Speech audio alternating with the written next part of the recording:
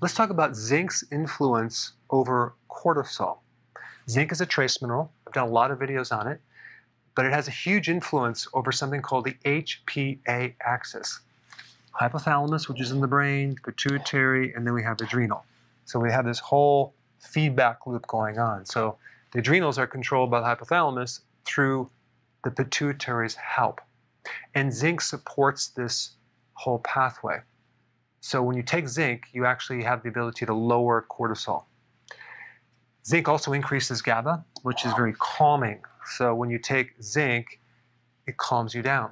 Here's another problem with lowered zinc. When you're low in zinc, you're automatically going to be a little bit higher in copper because they work together. When you have this ratio right here, it's not good because then you start getting copper toxicity or copper overload, and you get anxiety, depression, higher levels of cortisol, and it puts your body in a stress mode. So you're in flight or fight. The other point I want to make is if you have a hidden infection in your body, some people have chronic fatigue syndrome, or they have fibromyalgia, or they have some type of low-grade infection behind the scenes. They're under stress. They have this infection. They have inflammation in the joints, other places, in the throat. That is going to deplete a lot of your zinc, and it's going to raise your cortisol. So that has to be addressed. So if this situation is going on, you need to do some additional things like olive leaf extract, colloidal silver, oregano oil to handle the deeper source of the infection so your body doesn't have to utilize all this zinc. You can get zinc from shellfish, pumpkin seeds, Brazil nuts. So the point of this video is if you have some underlying stress situation, or you can't sleep and you're trying to do everything you can, you may want to also include zinc. Thanks for watching. Let's talk about the foods highest in zinc. Now, why do we need zinc? Because it's a cofactor in enzymes, like 300. And these enzymes are dependent on zinc, which means if you don't have zinc, these enzymes cannot work at all. And these enzymes do a lot of things. They help support your immune system, your reproductive system, help to make testosterone, helps your skin. So if you're lacking zinc, you can have a lot of skin issues, vision problems, thyroid gland, pancreas. This is why if someone's a diabetic, they do very well if you give them zinc. So as you can see, zinc is a multi-system nutrient. And when you're deficient in zinc, you have multiple organs that can be affected. Now the problem with zinc is any excess of zinc is not stored. So if you're not consuming zinc on a regular basis, either from your diet or a supplement, you're going to run out fairly quick within 1 or 2 weeks. And also if you have other issues like inflammation, gut issues, an infection, if you're on a high carb diet, you're going to have lower zinc just from that. If you eat refined foods, you're going to be deficient in zinc. Now, if you're depending on your zinc from seeds, grains, or legumes, that's going to be a problem because these things have phytates or phytic acid, which blocks certain minerals. It'll block zinc, magnesium, and even calcium.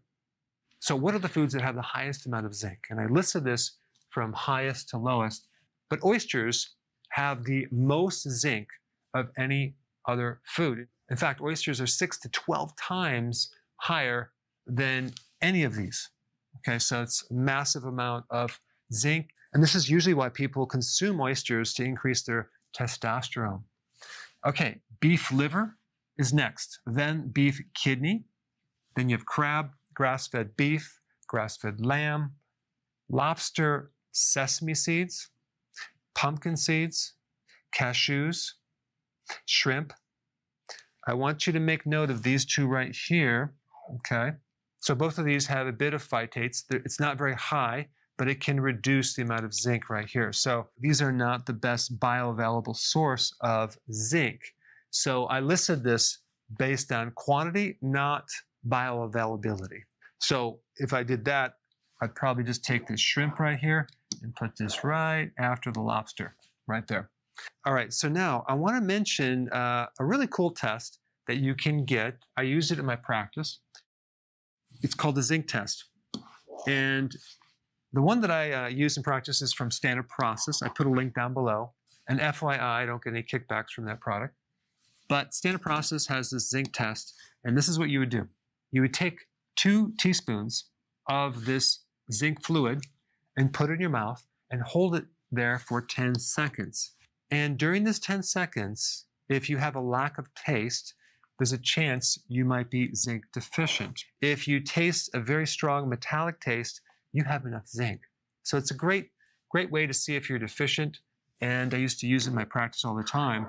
And it's interesting because a lot of people would take it and they said, well, it just tastes like distilled water. And they would hold it for 30 seconds or even a minute, and they were very deficient in zinc. One side note, if you have the symptoms of lack of smell or taste, if you have COVID, just take some more zinc because that can help reduce that symptom. All right, thanks for watching.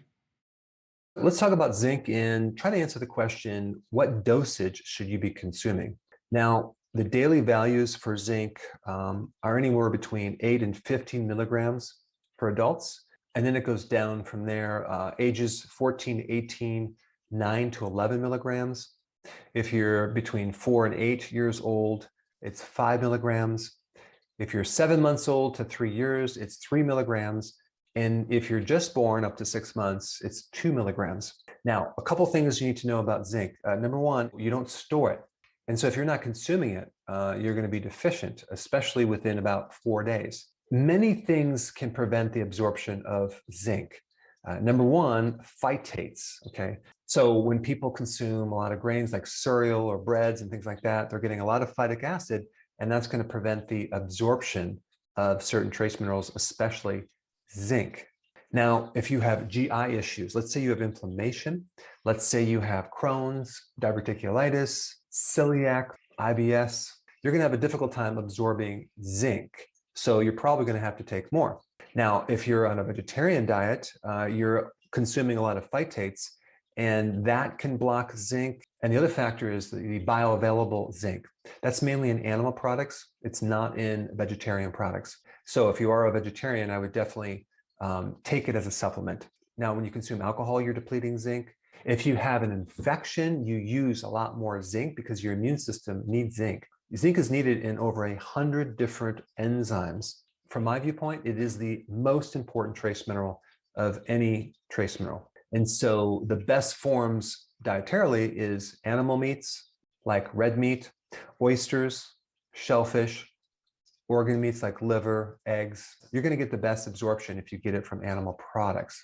Now, let's talk about toxicity. What if you take too much? Most of the symptoms from a toxicity point of view is actually a deficiency of copper, because copper and zinc work together. When you increase too much zinc, you deplete your copper.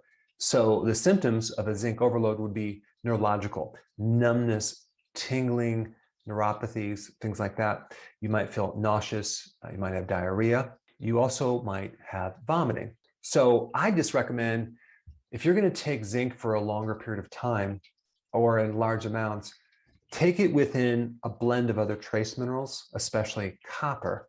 So that way you won't have these symptoms. And if you are deficient or going through any infection, or you have GI issues, I definitely would recommend taking larger amounts, even up to 200 milligrams to 250 milligrams per day as a short-term solution to what you're going through. Let's say it's an infection. Because even though the body will only absorb 7 to 10 milligrams every time you consume it, and maybe up to 40 milligrams, there's other factors that are preventing the absorption. So you might want to take larger amounts to bypass these other barriers of absorption. If you're low in zinc, especially with a child or an infant, you can have impaired growth. Other big symptoms of a zinc deficiency would be erectile dysfunction, because it affects your testosterone. It lowers your testosterone.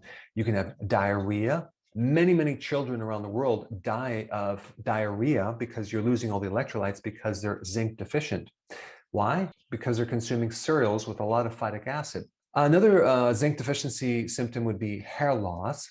Your tongue can become swollen. You have a lowered immunity, making you susceptible to getting a virus, loss of taste, loss of smell, loss of appetite. All right, there you go. Thanks for watching. Hey, before you go, if you're benefiting from any of my content, I would love to hear about your success story. Please share it in the link down below.